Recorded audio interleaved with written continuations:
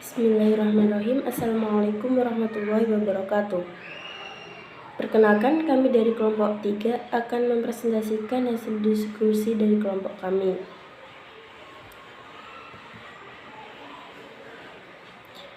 Tentang kepedulian umat Islam terhadap jenazah.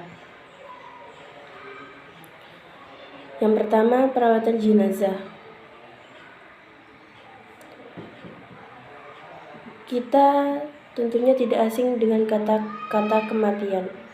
Kematian adalah sebuah keniscayaan bagi setiap yang berjiwa. Maksudnya, keniscayaan itu sudah ditetapkan oleh Allah SWT dan kita tidak tahu kapan kematian itu akan datang. Allah menakdirkan sebagai sarana perpindahan dari alam barzah dan untuk seterusnya ke alam akhirat. Kemudian, kewajiban seorang muslim di dalam merawat jenazah yakni ada beberapa.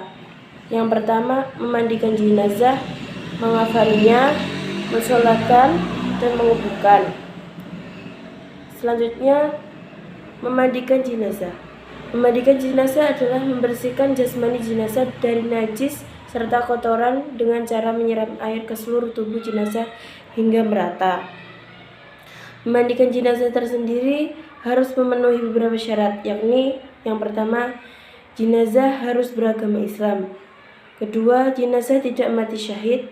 Ketiga, jenazah ketika lahir masih ada atau dalam tanda-tanda kehidupan.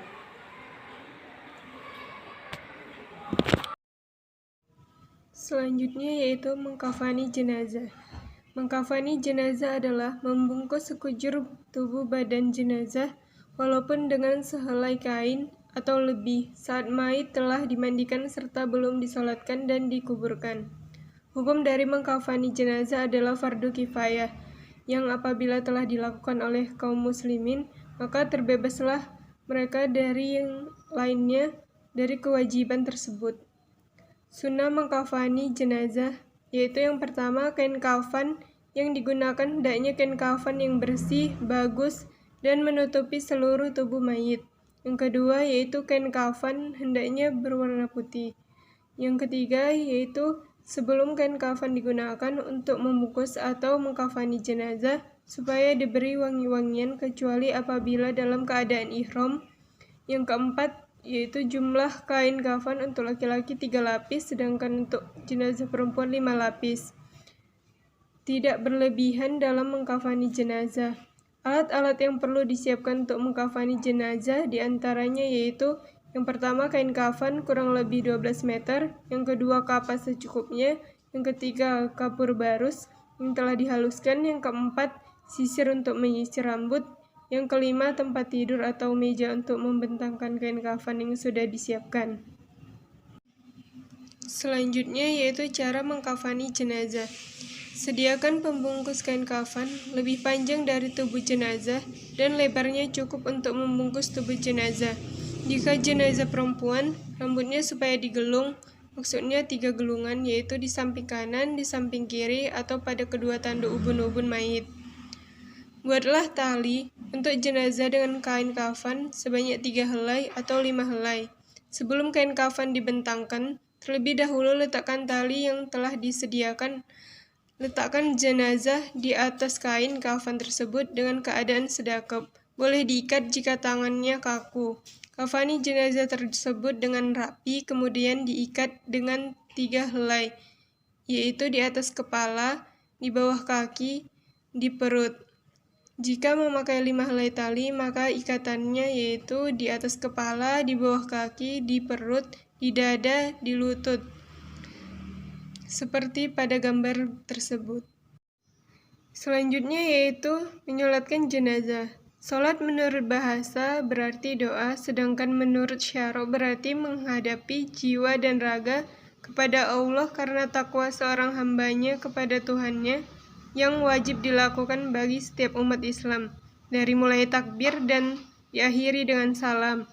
Hukum salat jenazah menurut kesepakatan para ulama, hukum salat jenazah itu adalah fardu kifayah.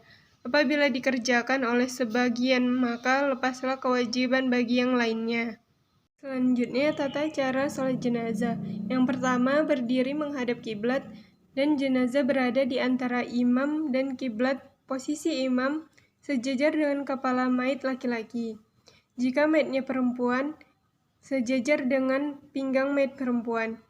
Jika ada jenazah laki-laki dan perempuan yang disolatkan bersama-sama, maka kedua jenazah diletakkan berjajar. Jenazah laki-laki lebih dekat dengan imam, sedangkan jenazah perempuan lebih dekat dengan kiblat, dan imamnya berada di posisi kepala jenazah laki-laki. Jamaah diatur menjadi 3 saf atau lebih. Semakin banyak yang ikut, semakin baik pula bagi si mayit. Selanjutnya, berniat di dalam hati dengan meniatkan sholat jenazah untuk laki-laki atau perempuan. Selanjutnya, takbir pertama membaca Al-Fatihah, takbir kedua membaca sholawat Nabi, takbir ketiga membaca doa untuk jenazah, takbir keempat salam. Berikutnya yaitu mengubur jenazah. Mengubur jenazah merupakan prosesi terakhir dalam perawatan jenazah. Sama halnya seperti 3 perawatan sebelumnya, yaitu memandikan, mengkafani, dan mensolatkan jenazah. Mengubur jenazah hukumnya adalah fardu kifayah. Artinya apabila sudah ada yang melakukannya, maka sudah dianggap cukup dan dianggap gugur kewajiban. Namun apabila tidak ada yang melakukannya sama sekali, maka berdosa orang-orang yang berada di dalam daerah tersebut. Sebelum melakukan penguburan jenazah, pastinya kita menyiapkan liang lahat terlebih dahulu. Adapun untuk ukuran liang lahat yang disiapkan kira-kira sekitar 2 meter agar tidak tercium baunya, tidak dimakan oleh binatang buas. Yang demikian juga menjaga kehormatan jenazah. Di samping itu, masyarakat juga tidak akan terganggu oleh bau busuk.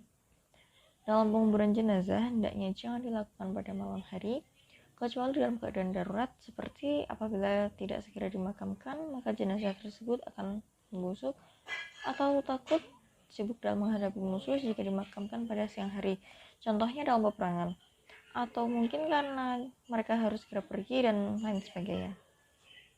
Sebagaimana sabda Rasulullah SAW yang diriwayatkan oleh Jabir radhiyallahu anhu, janganlah kalian memakamkan jenazah kalian pada malam hari kecuali dalam keadaan terpaksa. Dan jenazah harus segera dimakamkan, karena sangat tidak dianjurkan menunda-nunda dalam menguburkannya, sesuai dengan hadis Rasulullah SAW yang artinya, percepatlah kalian dalam membawa jenazah. Jika jenazah itu baik, maka kalian telah mendekatinya pada kebaikan, dan jika jenazah itu jelek, maka kalian telah melepaskan dari pundak kalian. Adapun tata cara menguburkan jenazah, yaitu kita harus memperhatikan waktunya. Karena waktu penguburan jenazah boleh kapan saja, namun ada 3 waktu yang sebaiknya dihindari, yaitu yang pertama, matahari baru saja terbit, tunggu sampai meninggi. Yang kedua, matahari saat berada di tengah-tengah, atau saat panas terik yang menyengat, atau saat waktu zuhur tiba, sampai condong ke barat. Dan yang ketiga adalah saat matahari hampir terbenam, hingga ia terbenam sempurna.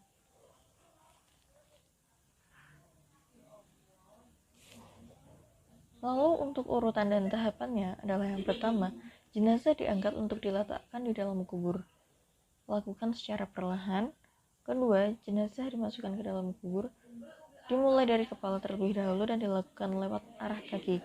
Jika tidak memungkinkan, boleh menurunkannya dari arah kiblat. Ketiga, di dalam liang lahat, jenazah diletakkan dalam posisi miring di atas lambung.